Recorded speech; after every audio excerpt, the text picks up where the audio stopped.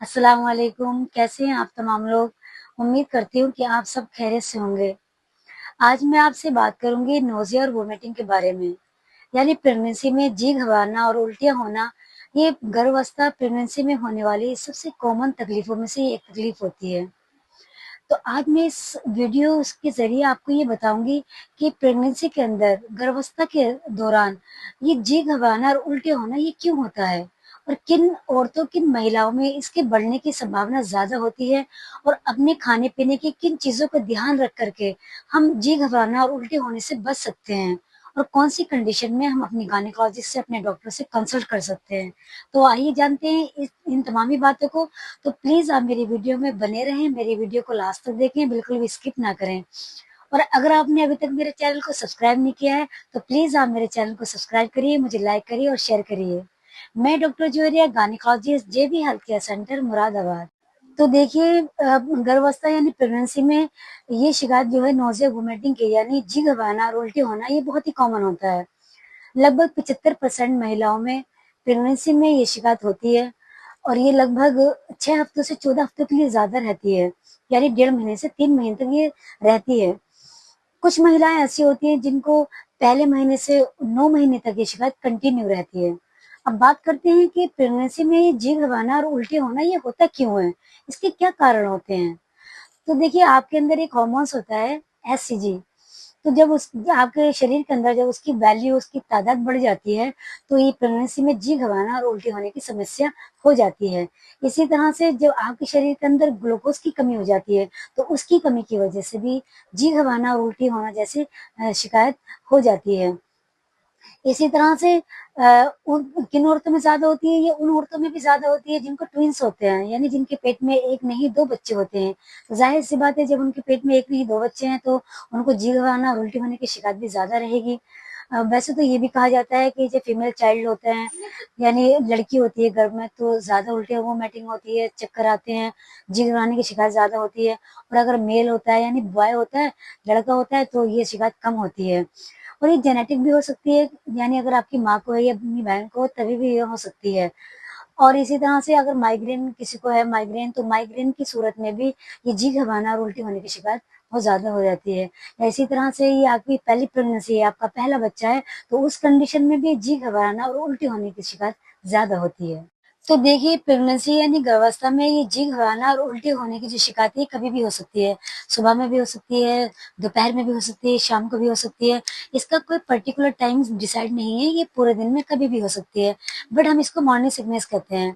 तो क्या हम ऐसा करें, अपनी किन खाने-पीने की चीज़ों का ध्यान रखें जो हम ये जी घबराना और उल्टी होना जो है उससे हम बच सकते हैं। तो देखिए सबसे पहले सुबह को उठने के बाद आप कोई ड्राई चीज़ खाइए, जैसे बिस्किट वगैरह, टोस्ट वगैरह आप ये चीज़ें लीजिए। 1-2 बिस्किट जब आप खाएँगी तो काफ़ी हद तक जो है आपकी ये परेशानी जी घबराना, उल्टी होना, ये परेशानी आपकी काफ़ी हद तक सही हो जाएगी, कम हो जाएगी। इसी तरह से एक बहुत अहम चीज़, एक बहुत अहम बात कि अगर जैसे आप खाना खाती हैं, आप रूटीनली खाना खाती हैं, जैसे सुबह में खा लिया, दोपहर में, शाम में, तो आप ऐसा ना करके दिन में थोड़ा-थोड़ा, थोड़ा-थोड़ा पूरे दिन में आप जब खाएँगी, थोड़ा-थोड़ा करके, एक साथ ना खाकर थोड़ा-थोड़ा करके जब आप खाएँगी, तो ये आपको जी घबराना, उल्टी होना जैसी जो समस्या है, इसमें आप काफ़ी हद तक आराम पाएँगी। इसी तरह से बहुत ज़्यादा मसालेदार, बहुत ज़्यादा तीखा, बहुत ज़्यादा मतलब स्पाइसी खाना आप ना लें, उसको अवॉइड करें।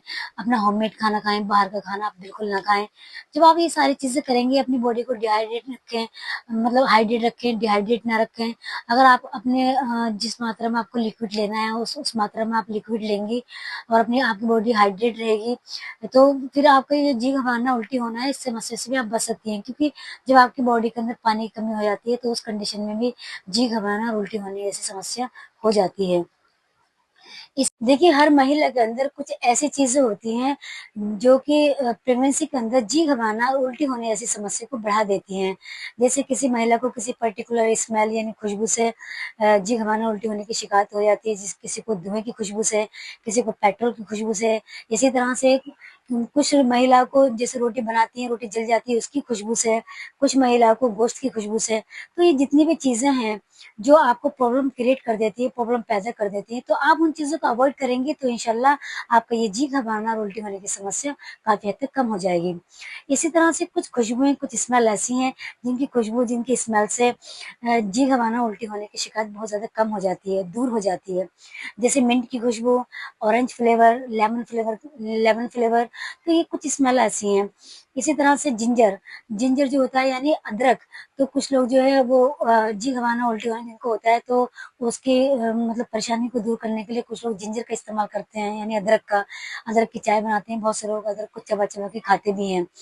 तो और एक और सबसे अहम बात कि खाना खाने के फ़ौरन बाद आप लेटें नहीं, खाना खाने के कम से कम 2 घंटे के बाद आप सोएँ, क्योंकि खाना खाने के बाद अगर आप फ़ौरन लेट गईं, तो आपका जी घबराना, उल्टी होने की शिकायत बढ़ जाएगी।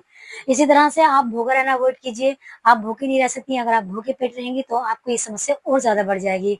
इसी तरीके से जब आप खाना खा लेंगी, तो खाना खाने के बाद आप ब्रुश करिए, अगर आप ब्रुश नहीं करेंगी, तो आपके दाँतों के अंदर जो खाने की गंदगी रह जाती है, तो उसकी स्मेल की वजह से भी जी घबराना और उल्टी होने की समस्या बहुत ज़्यादा हो सकती है। तो देखिए जितनी भी ये चीज़ें हैं, अगर आप इनसे बचेंगे, आप इनको अवॉइड करेंगे, तो आप काफ़ी हद तक ये जो जी घबराना और उल्टी होने की समस्या आपको आ रही है, तो इससे बच सकती हैं। लेकिन फिर भी अगर आपको इन चीज़ों से कोई फ़र्क नहीं पड़ रहा, तो आप अपने गायनेकोलॉजिस्ट के पास जाएँ, उनसे कंसल्ट करें। बात करते हैं कि कौन-सी कंडीशन में आप अपनी गायनेकोलॉजिस्ट के पास जाएँ। तो जब दिन में आपको 3 बार से ज़्यादा उल्टी आ रही हैं, तो उस कंडीशन में या आपको भूख नहीं लग रही है, या आप भूख तो लग रही है लेकिन आप कुछ खा नहीं पा रही हैं, या आपकी बॉडी डिहाइड्रेट हो रही है, या आपको पेशाब नहीं आ रहा, या आपको उल्टियाँ बहुत ज़्यादा आ रही हैं और उल्टियों के अंदर आपको खून आ रहा है, तो उस कंडीशन में आप अपनी गायनेकोलॉजिस्ट, अपने डॉक्टर के पास जाएँ और उनसे कंसल्ट करें। तो फ्रेंड, अगर प्रेगनेंसी को लेकर आपके मन में भी कोई कन्फ्यूज़न है, कोई सवाल है, तो आप मुझसे कमेंट बॉक्स में ज़रूर पूछ सकते हैं। मैं आपके हर सवाल का जवाब ज़रूर दूँगी इंशाअल्लाह ताला। तो आपको मेरी वीडियो